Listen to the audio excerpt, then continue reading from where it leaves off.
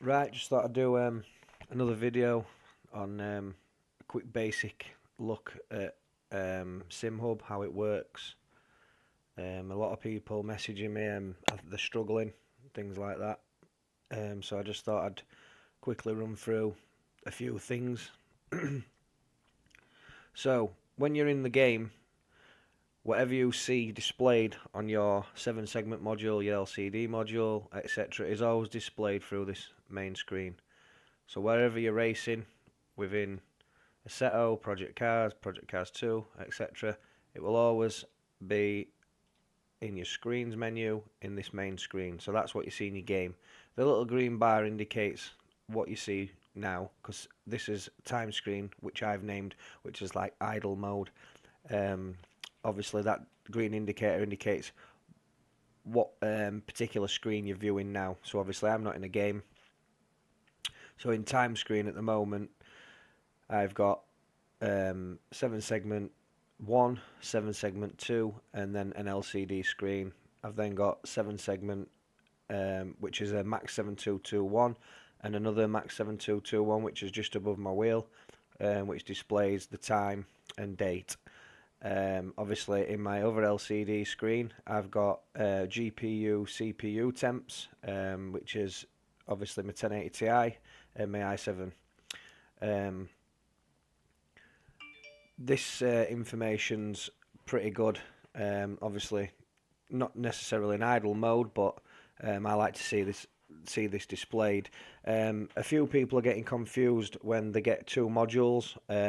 Obviously, how you get them to work. So obviously, a 7 segment module will always be displayed before an LCD. So just take that into consideration. It always the software is designed to see the 7 segment module before it sees an LCD.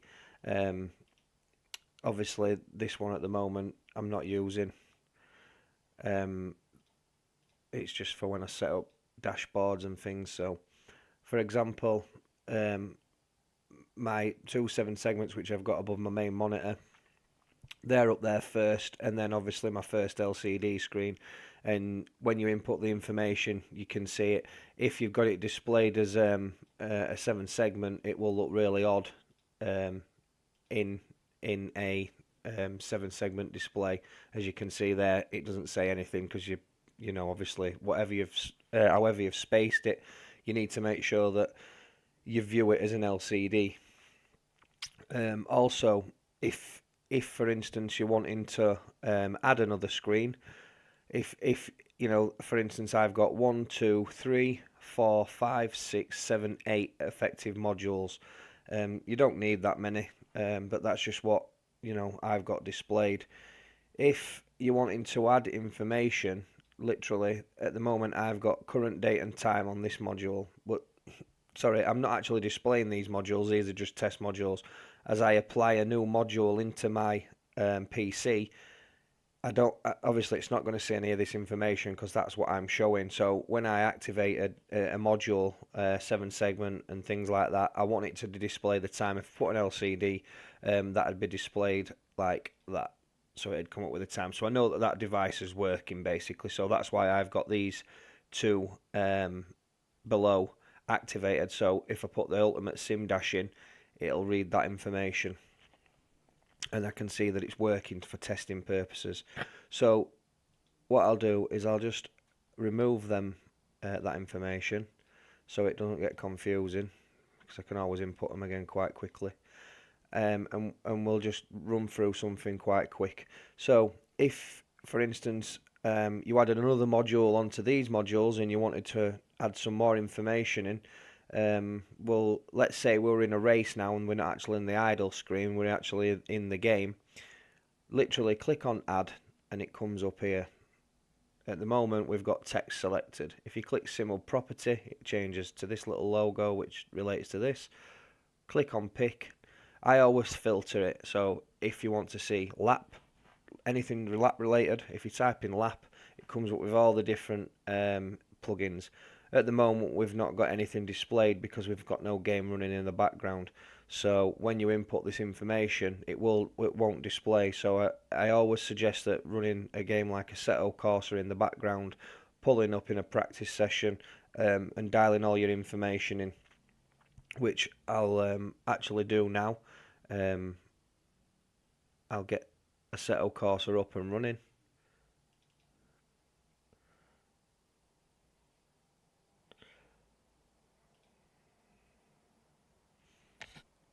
That way I can show you what I mean. So a few more things, if we just come out of this, a few more things as well is if you're wanting to add another screen, for example, tyre temps or tyre wear or something like that, basically you add a new screen and then you type in what you want it to see. So for instance, mine says screen name tyre wear, and then I want to see that information on my third module. So above my main screen I've got two 7 segments. When I say my main screen, I mean my main monitor. I've got two 7 segment modules, and then I've got my first LCD screen, which is on the left hand side. So the way I've allocated this is I've actually wrote in there text saying tyre wear, and then I've added another text on the second line down, which is just a load of underscores, so it underlines it. Added a line return because that gives it a spacing. Added a data core input of tyre wear front left. So what I've done there is I've put in a value of 0. I've spaced it out, as you can see, so it brings it in from the left. I've inputted a value of 0-F/L. So basically I've put that 0 in. So when this input goes up in game, it will go up to 100% and come down. That way I know by putting F/L in that relates to front left on my display. I've done the same for front right, as you can see, just repeated it. Put a line return in and it's put me down onto the next line. The reason why you put a line return in is purely because otherwise it starts inputting the information on the same line. By adding a line return, it knows that you're wanting to input that information onto the next line. And again, as you can see, I've spaced it out there so that it moves it across into the center. You don't have to necessarily do that, but I just wanted to centralize it. What I've also done is I've actually allocated a button for tyre wear.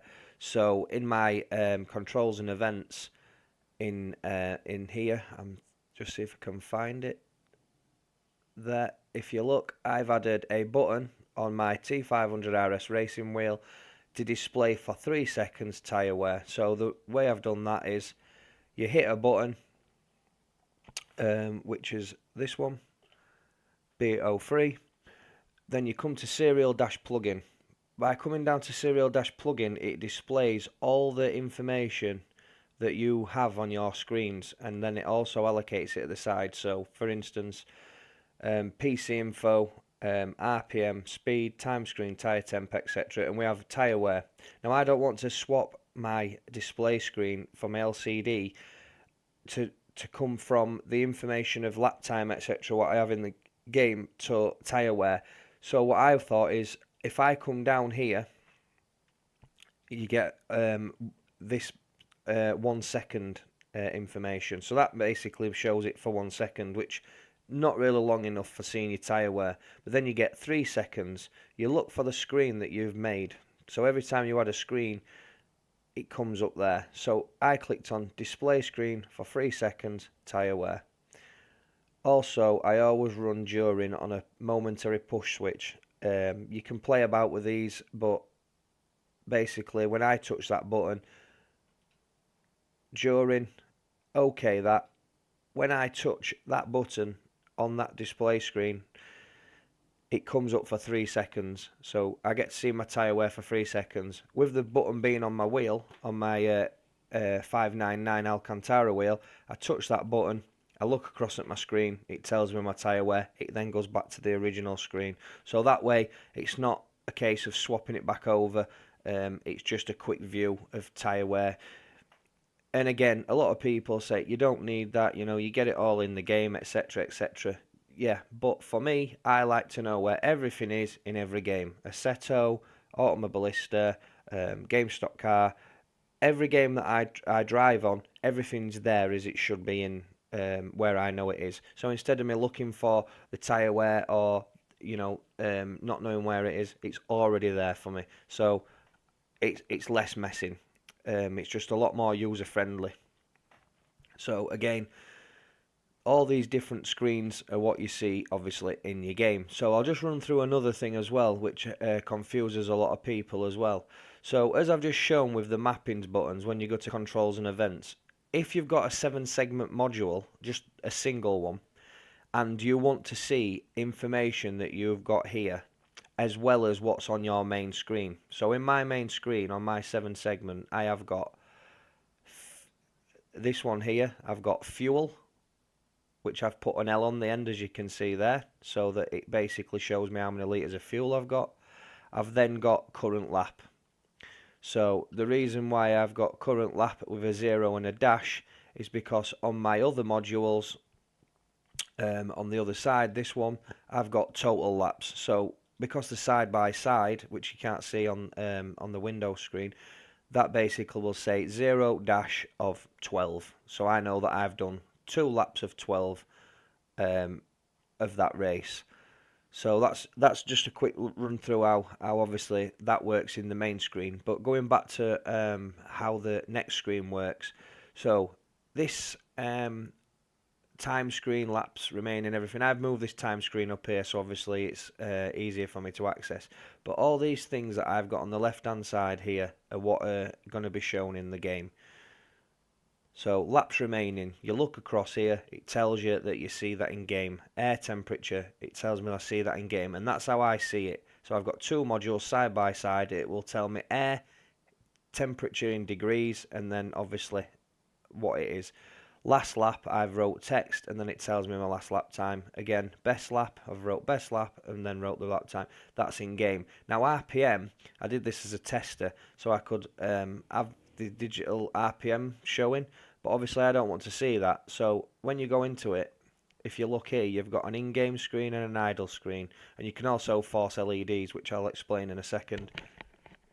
But I didn't want to see that in game because I don't want to scroll through my RPM. So unticking it, then when you cycle through your menus on your next screen function, it won't show that information. So anything you don't want to see, for instance, fuel remaining laps, I don't need to see. Brake temp, don't need to see. The reason I don't need to see them is because they are displayed on my LCD screen. As you can see, on one of my LCD screens, that shows the brake temperatures.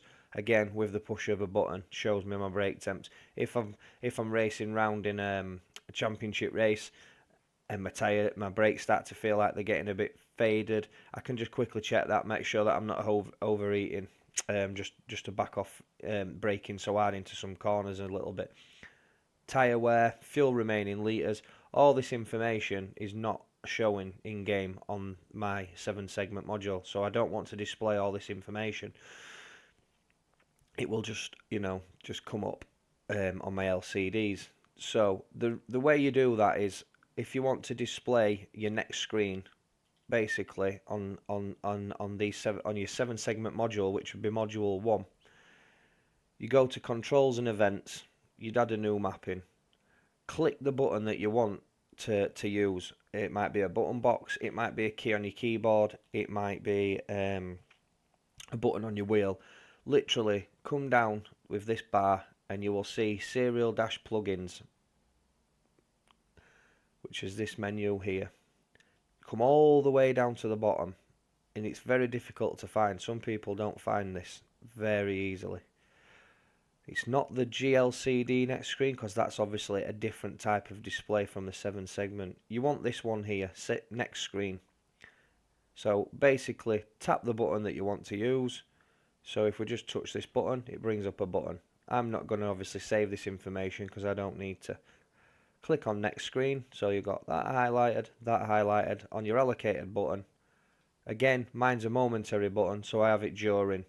So when you press that, then it cycles through and stays on that menu. Press it again, it moves on to the next menu. Press it again, it moves on to the next menu.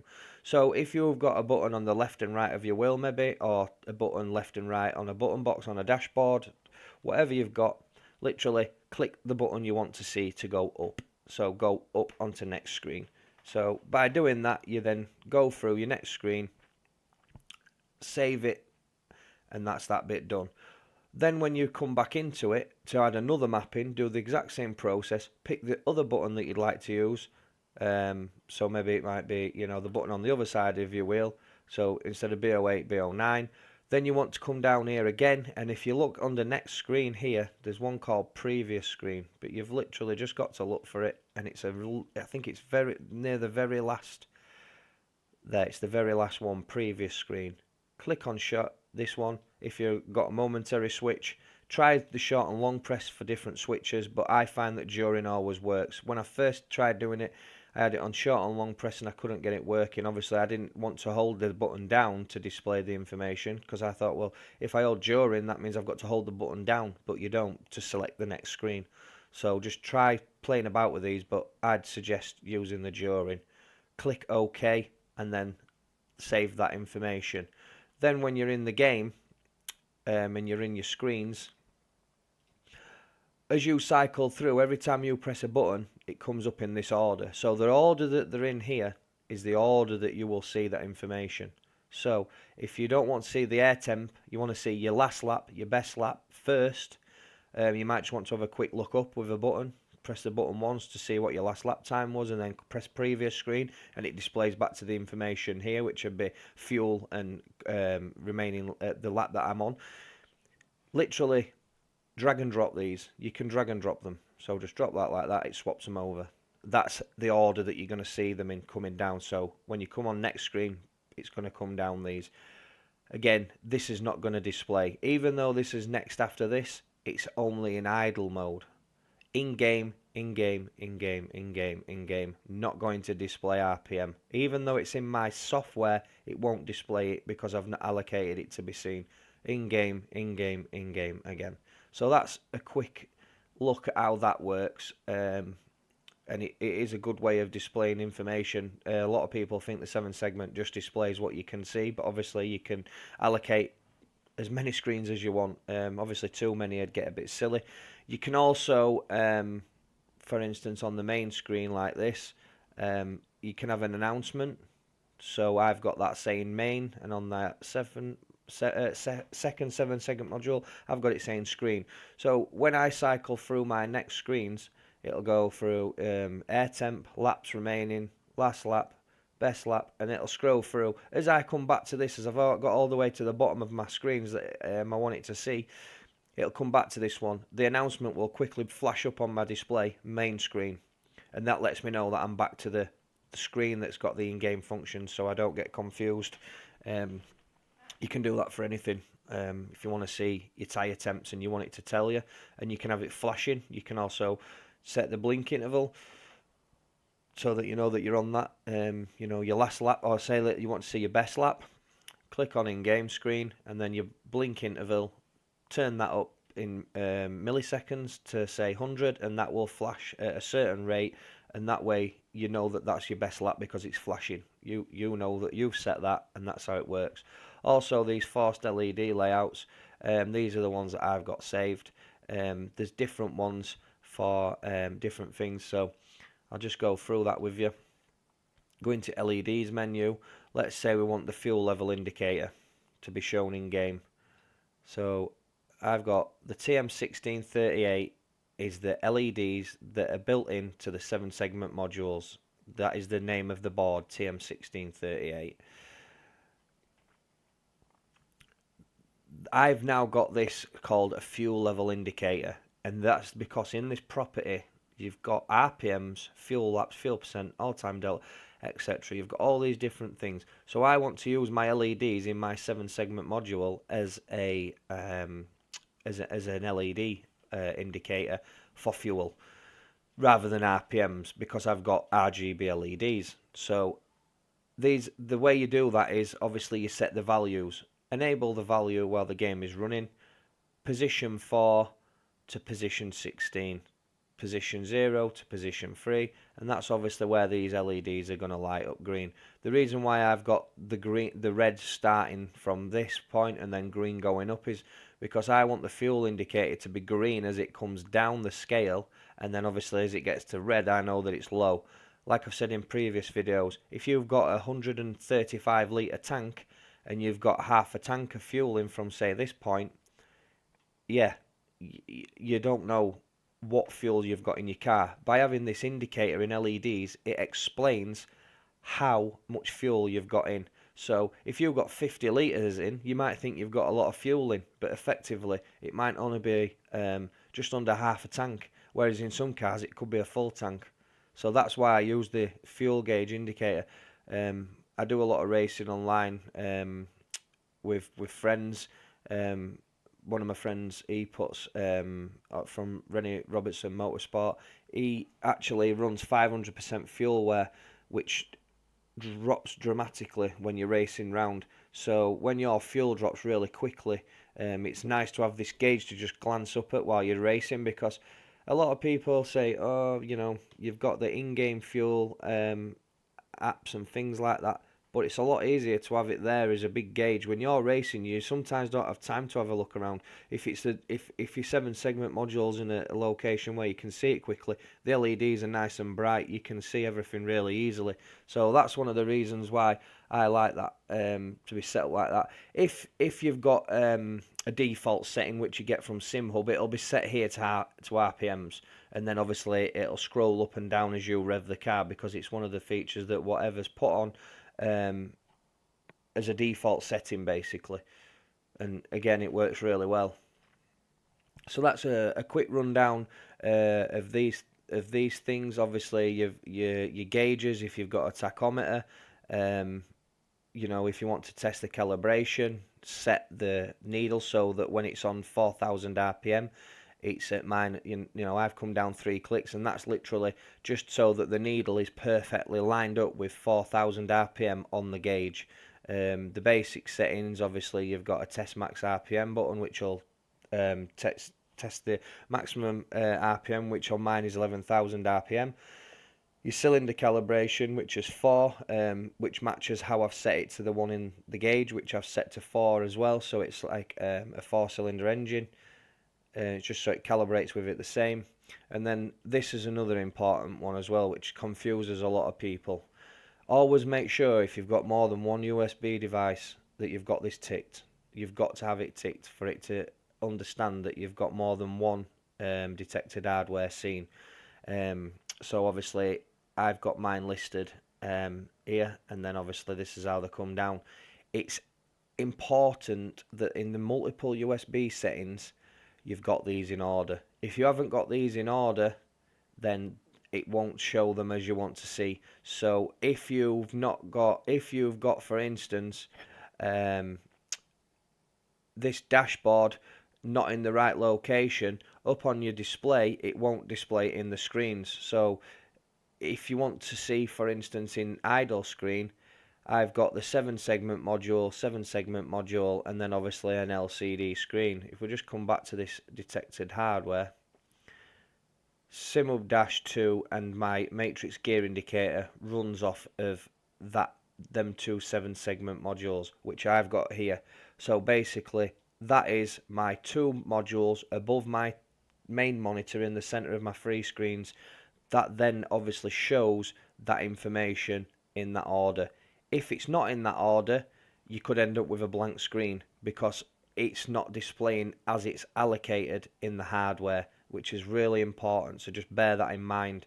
If you're ever getting any problems with things not displaying, I've had a couple of times where it's not displayed the modules, and it keeps scanning. It doesn't say it's in use, it says used elsewhere, or it comes up that it can't find it.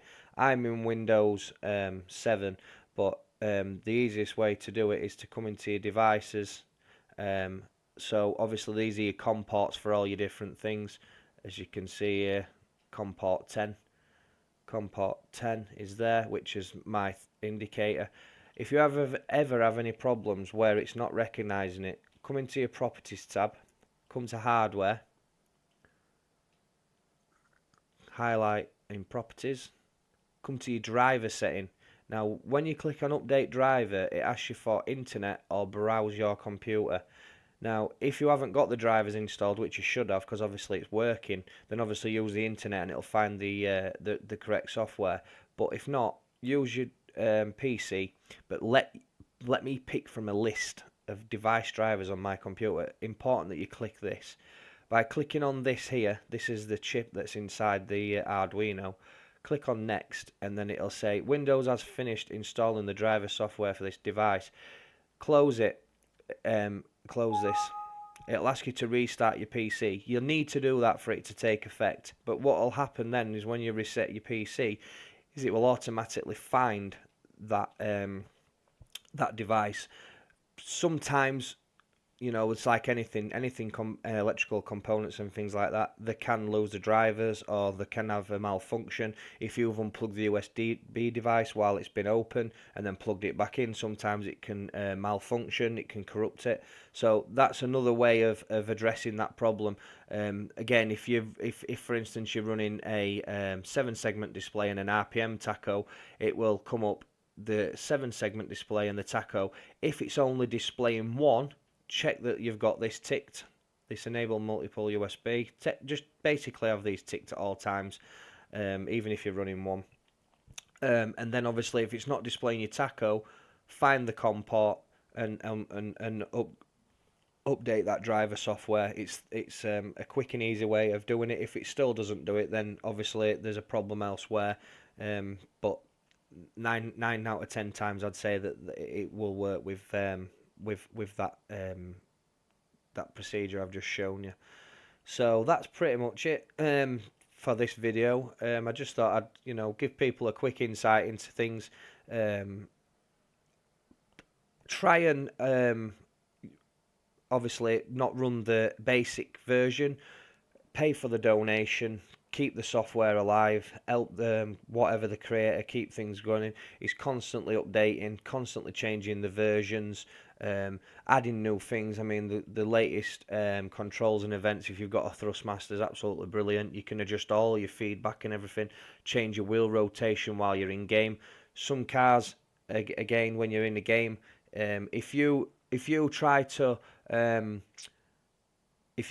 adjust any wheel calibrations in a game, you will lose your force feedback with a thrust manager. So if you open devices, control settings, and then go to your properties to adjust your rotation, you lose all your feedback. With this you don't. So if you're in a game, open SimHub in the background, you might think, right, I'm in a Mark 1 Escort, it should have like 810 degrees of lock, I'm on 900, reduce it down to 810 using either the drag system, or you can obviously click down, drop it down to what you want and see if it starts to feel better. It doesn't affect any of your force feedback settings, as in removing them. It just affects the wheel rotation, so you can basically make the car feel really good. If it's really nervous and it doesn't feel right, and you turn the wheel 4 or 5 degrees and the car seems to make a sudden move to the right, add a little bit more steering lock to suit what you feels right. And this is another good feature of SimHub. There's lots of different things. Obviously now he's got all the shake it for people with like transducers, all the ones for the pedals and things like that. There's so much you can do. The next gen displays, that's another one. Dash Studio, I'm running at the moment. I've made my own in Dash Studio on a 7-inch separate screen. There's all these pre-made ones. I've made one for gears, just to see how I could make one. But basically I've got track map, and in this one I've got it saying the name of the track, which you can't see because it's obviously in this part of my screen, which is not showing.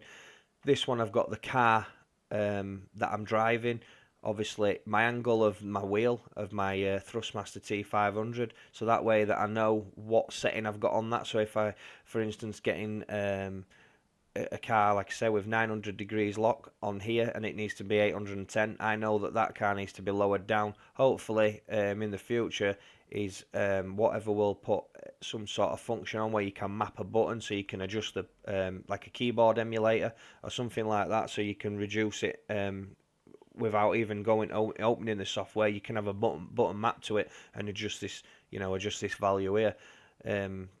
Another good feature, this has got the car radar in it, which you can't see at the moment. In fact, if I just reduce this down and we actually just move this across and we start a settle, let's just start a game and we'll get this live.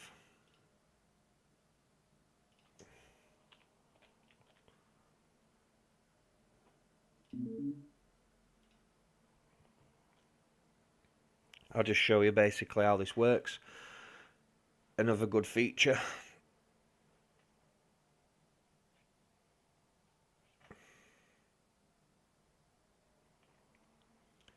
Unfortunately, it takes forever to load up because I've got so much content in there.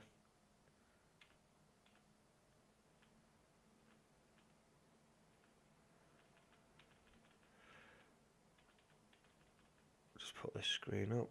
Just get SimHub up.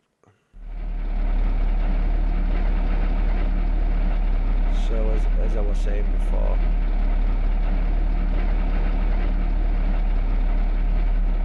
let's just get this game going.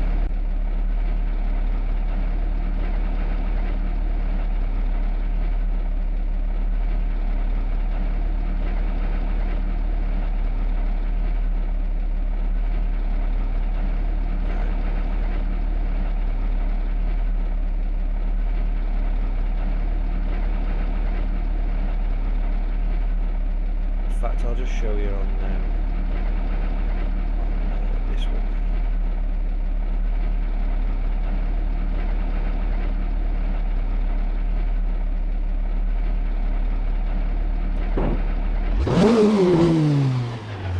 So we've got an edit dashboard on there. I can't actually show you that because obviously you can't see my screen, you can only see what's on my window. I could put it on a secondary monitor actually, see if I can just do that. Put it on a windowed specific monitor and we will OK that.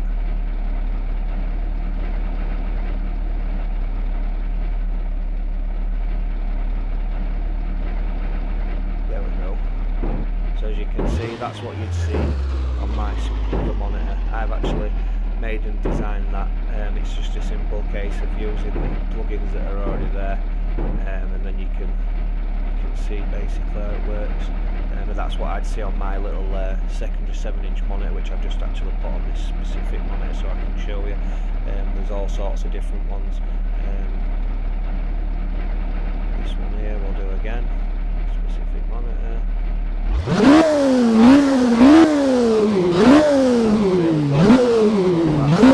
If you've not got a 7-segment module and LCD and you just got one of the 7-inch DVD style screens, they're about £35–40 on eBay. Literally plug into a spare port in your graphics card. Just make sure that you've got a spare port. If you're running triple screens, make sure you've got a fourth port. I'm using a DVI to HDMI lead so that it plugs into the back of the screen. There's so much you can do with this software. It's brilliant and it's just getting better and better. There's more and more things getting brought out all the time. So I hope that basically gives you a bit of insight into how it works. If there's anything you're not sure with, obviously give me a message. But I'm hoping that that's showing you basically what you need to see within SimHub. You know, it is a really good bit of software. There's so much to do with it. I'm just trying to think if there's anything else I could go through. Obviously I'll have a quick look at the LEDs menu and explain that. If you've got RGB LEDs, you can adjust the brightness here. If you want to add a mapping, click on new layout, name it whatever you want, maybe RGB LED, add that, and then come down here. I'll just move this up a bit. You want RGB mapping. Don't add the TM1638 mapping, that's for the modules. Click on this, drop that down. If you want to just add 4 maybe, and then you've got 4 different colours, pick your colours that you want. So you might want to start in blue, and you might want to end in green so that it mixes. That'll then mix that basically in your position blue. Say you've got 16 LEDs and you've got 4, I'd do from position 1 to position 4 so that them light up blue and green. Have it on LED dimming if you want so that they fade out rather than just switch off. Your blinking delay is how fast it blinks, which is through this. At the minute it's set for RPM. Changing your values obviously works out the scaling of how the LEDs come on. So you might want them to come on slow and then go fast. You might want to come up fast and then work out slow. You might want to be progressive. Literally just change them values. When the LEDs run from left to right, run this value up. Keep running it up and then you'll see it start to come up there. And then it shows you how the LEDs will be displayed. Then what I'd suggest is maybe going from green in this one to yellow in this one. And then again, if you've got this value on, say, if you're in the game and you're revving the car and you've got it on 52, you might find that that starts up nice as it starts to build up. Say, you know, if the car revs to 10,000 RPM and at 2,500, which would be a quarter of your 16 with the 4, this LED at this point here should be sort of nearly full, which if it is, then you know you've got it somewhere near. Then start this value at maybe 50, maybe 51. Just double check that it's corresponding, that it doesn't, this LED here doesn't come on before. So what you'd want then is LED to start at position 5 and then end at position 8. So obviously then they come on like that. So you'd see these, then you'd see these. That value, with it being a little bit lower than that, should help the LED not to miss. If not, just match it. Again, you've just got to play around with these values to how you want it to suit. Make sure you've got this ticked. You want the LEDs to clear when the value is beyond the range. If you don't have it ticked, they just stay solid. You need it to see the values. You need it to see these values in this range. If you want it to blink, have it blinking. If you just wanted the reds to light up, to blink when you get to the full RPM, obviously untick these will just light up, the green will light up, and then obviously the yellow, and then as you get to the red for the RPM limit, just have them on blinking. Again, it's entirely personal preference, but that's one way that works. So I hope that explained everything for you guys, and yeah, let me know if you need any help.